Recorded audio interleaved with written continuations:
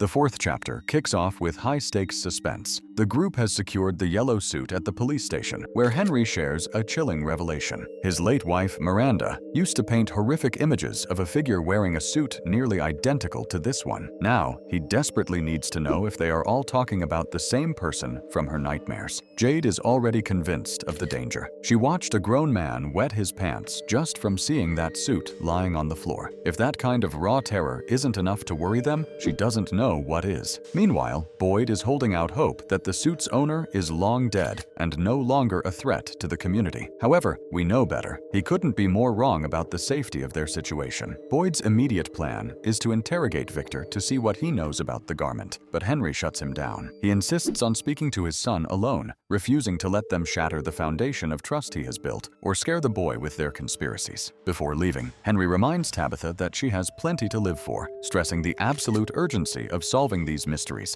and finding out why the boy in white warned them that time is running out.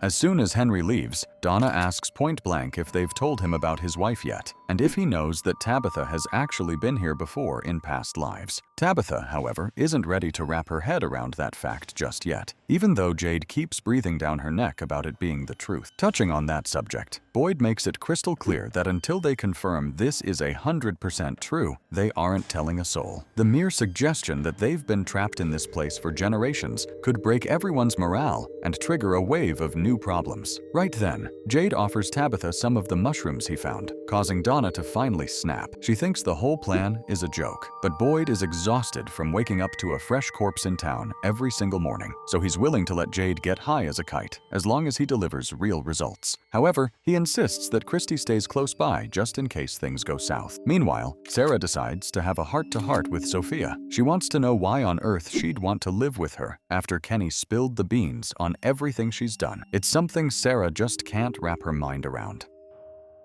Sophia tells her that she doesn't judge her for what she's done in the past, believing that everyone deserves a second chance as long as they have a kind heart. She claims that when they first met, she could sense Sarah's goodness. Plus, she adds casually that she was certain she'd get her own room there. Sarah walks away with a smile, feeling like they're finally becoming real friends. However, just seconds later, Sophia starts chanting in a strange, eerie language that hits Sarah with a splitting headache. Right after this bizarre moment, Sophia heads downstairs, instantly switching back to her act as the worried, giving friend. Over at the police station, Tabitha asks Boyd to give her some privacy with Jade. She wants to know exactly why he was out in the middle of the woods with her son. Since Jade doesn't want to keep adding fuel to the fire, he decides to be straight with her. He explains that the kid saw his father in the forest, and the man told him to find the Lake of Tears. Tabitha insists that the lake isn't real, but Jade warns her that her son is fully convinced it is. He explains that the boy feels like he's on a mission from his father, and the best thing she can do is have his back rather than trying to stop him, or she'll start losing him for good.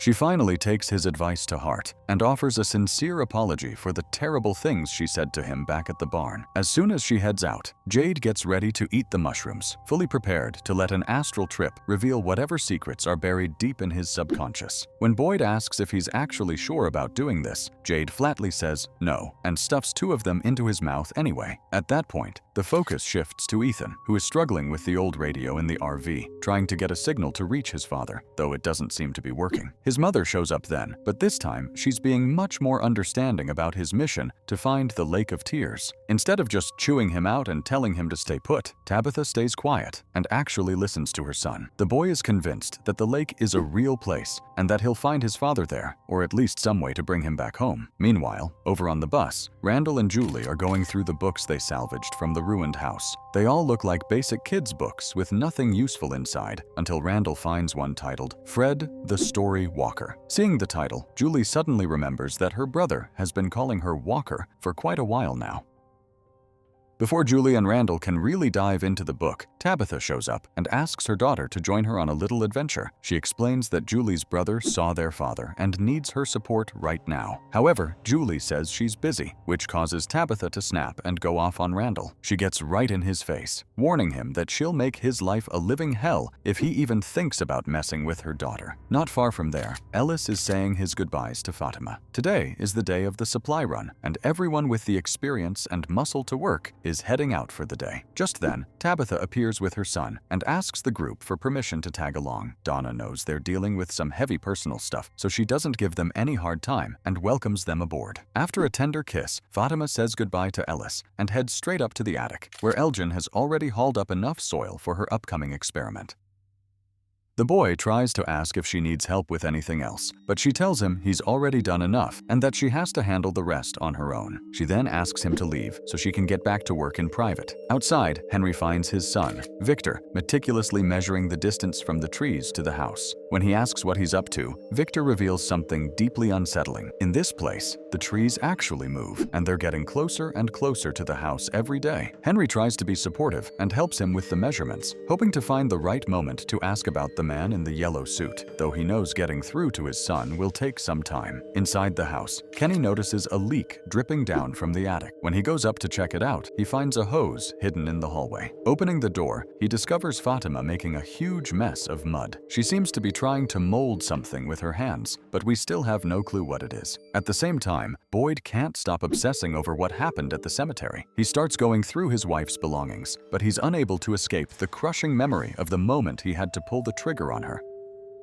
Shortly after, Kenny shows up and finds Jade completely tripped out in Boyd's chair. He decides to brush it off for the time being so he can fill Boyd in on what's going on with Fatima and her bizarre behavior in the attic. After Elgin drops the buckets off at the barn, he stops by the church and runs into Sarah. Naturally, the moment is incredibly awkward, but he asks her to stay. He doesn't want things to be weird between them and tells her he doesn't hold a grudge for what she did. Sarah asks him if he can still see or hear the woman in the kimono, but he admits that it's over. Ever since Fatima gave birth to that thing, his mind has been dead silent. That's when Sarah confesses that for a long time, she actually thought those things had finally left her alone, but it turns out she was wrong. She's hearing new things now and has no idea what to do about it. She's terrified of hurting someone else, especially since the orders she's getting don't make any sense at all. The voice in her head just wants her to go to the diner, pour herself a glass of water, and take a sip.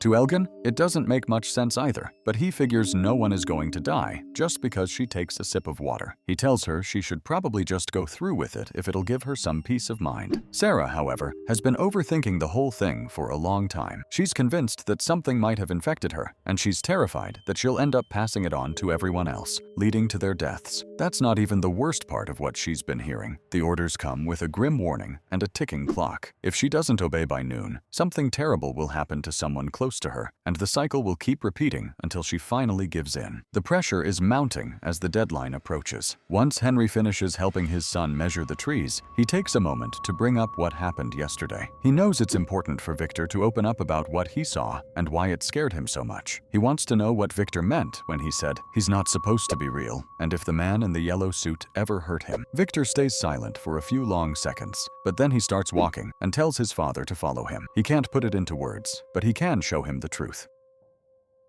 Back with Fatima, Boyd tries to figure out what she's planning to do with all that mud. She casually tells him she's making a monster, but before Boyd can assume she's losing her mind, she starts talking about her religion and the stories her father used to tell her. Out of all of them, her favorite was the story of the golem, a symbol of hope and ultimate protection. She explains that it's a giant made of earth that fights to defend its creator, and that is exactly what she's building. Kenny is clearly worried, but Boyd tells him that she isn't hurting anyone, so he asks him to leave her be for now. However, Boyd mentions he'll be checking in on her from time to time, since this behavior isn't like the Fatima they all know. Meanwhile, Julie is carefully studying the books and discovers something interesting. The great wizard, Golagog, leaves a mark on the places he wants to visit, which can be an object or a specific phrase. Julie realizes that if she does the same thing and focuses all her energy on that object while moving through the ruins, she might be able to return to that specific point in time.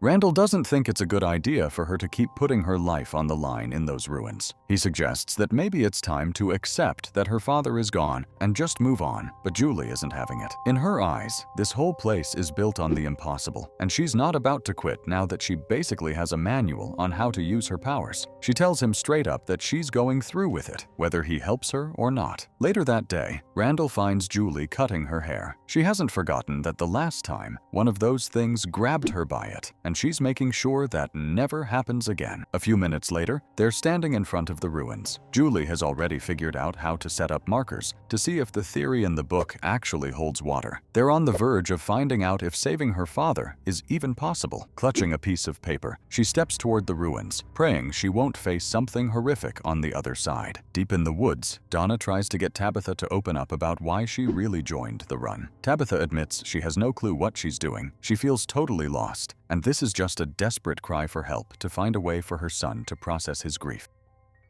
She has already accepted that her husband is dead, but she's not sure how much hope her children are still clinging to, hoping this place might actually give back something it stole from them. She's simply bracing herself for the moment Ethan realizes the Lake of Tears isn't real, just so she can be there to catch him. She knows that when that happens, the boy is going to collapse like a house of cards and will be forced to face reality. Seeing her tears, Donna calls for the rest of the group to take a break. She pulls Tabitha aside and tells her that no matter how bad things get, she never wants to see another letter like the one left on her nightstand again. Donna points out that it was a suicide note, and she's not about to explain to Tabitha's kids why their mother took her own life trying to escape this purgatory instead of staying there for them. Tabitha apologizes, admitting she wasn't in her right mind, and promises that Donna won't have to worry about anything like that ever again. A few seconds later, Ethan calls out to her. She quickly wipes her eyes to go see what they've found. The boy shows them a bird with a broken wing. Since the only winged creatures they've seen around here are crows, Ethan is convinced it's a sign and insists they should take it with them to help it.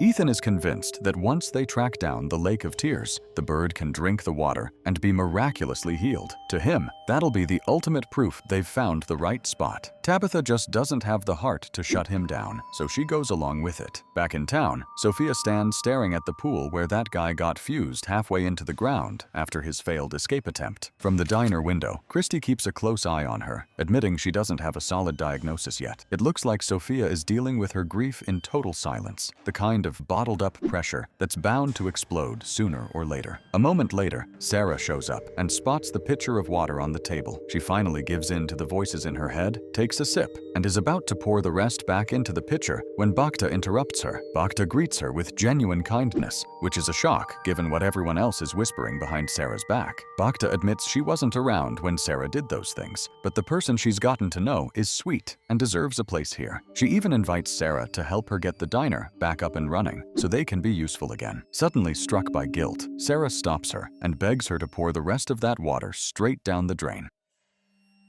Right then, a piercing scream rings out from the pool. Sophia has fallen in and taken a nasty spill. It looks like she's broken her arm, which turns the vague threats in Sarah's head into a terrifying reality. Sarah starts to spiral, convinced that this happened solely because she refused to obey the voices. Sophia keeps repeating over and over that she felt something push her. Now her arm is snapped, and everyone else is seriously rattled. At that point, Sarah heads back into the diner and does exactly what she was told. She takes a sip of water and pours the rest back into the pitcher. She stands there, staring at the glass for several minutes, praying that nothing horrible follows, or that she hasn't just unleashed some contagious pathogen that will kill everyone in town. Meanwhile, Boyd is starting to think Kenny might be right. The fact that Fatima is building a mud monster isn't the end of the world, but her behavior over the last few days has been incredibly bizarre. He's starting to get a bad feeling about the whole thing, and wishes Ellis were around so he could ask him what the hell has been going on with her lately. For now, Boyd is stuck wondering if he should be stopping her or helping her, but Jade suggests he just give her some space. She's been through hell, especially considering she gave birth to one of those things. You can't really blame her for trying to build something she thinks can protect her. After all, plenty of people here have failed to protect themselves, himself included. Jade tells him that traumatic events can change people for the worse, but sometimes for the better. It gives them a real perspective on where they are and the kind of danger they're up against. Maybe, Jade adds, the question isn't why she's building a golem now, but why she didn't start sooner. Back with Donna's group, they finally reach the settlement, where they come across those strange statues that are supposedly there to ward off evil spirits. Donna decides to ignore them and gets straight to work, but Ethan tells his mother they need to split off from the group to find the lake. He's worried that if they don't move fast, the bird is going to die from its injuries before they can get it any help. Right at that moment, we cut back to Julie, who has just popped up in the middle of town. But the scene is a total nightmare. Everyone is dead, torn apart, and devoured by those things, leaving a complete massacre in their wake. Before anything happens to her, she pulls out the scrap of paper and tries to mark it, but stops when she hears the sound of something feasting on a corpse. When she turns around, she sees the old man in the yellow suit enjoying a fresh liver he just ripped out of a human torso. The second he sees her, the old man sprints toward her with a demonic grin. Just a split second before he reaches her, Julie manages to scribble an X on the paper, and Randall pulls her back out of the ruins. After they get her to calm down and catch her breath, they realize the paper in her pocket is blank. The mark isn't there. Her theory was a total bust, and even worse, she just witnessed a vision of exactly how everyone in town is going to end up dead in the most horrific way possible. At the same time, Victor leads his father into the woods, where he digs up a bag and shows him some drawings of the man in yellow he made years ago, finally starting to tell him the story behind them.